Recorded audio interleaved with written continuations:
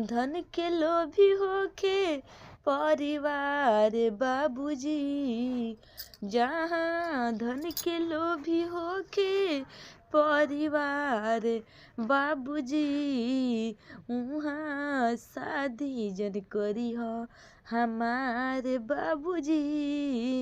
उहाँ शादी न करी हो हमारे बाबूजी।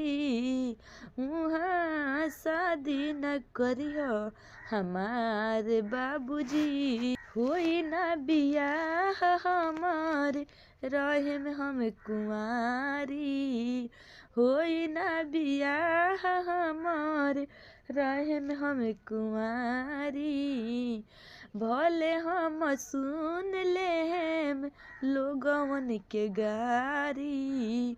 भले हम सुन लेम लोगवन के गारी। उहवा शादी जे होला बाए पार बाबूजी। उहवा शादी जे होला बाए पार बाबूजी। उहवा शादी जन करी हो हमार बाबूजी। उहवा शादी जन करी हो हमारे बाबूजी। उहवा शादी जन करी हो हमारे बाबूजी। दहेजवा त देके पापा कोई दे बसादी। दहेजवा त देके पापा कोई दे बसादी। मिली ना सुकून कबो मिली ना आजादी।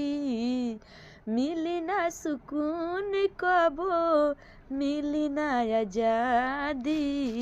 जहाँ के लोगवन के मन में विचार ना बाबूजी। उहाँ के लोगवन के मन में विचार ना बाबूजी। उहवा शादी जन करी हो हमारे बाबूजी।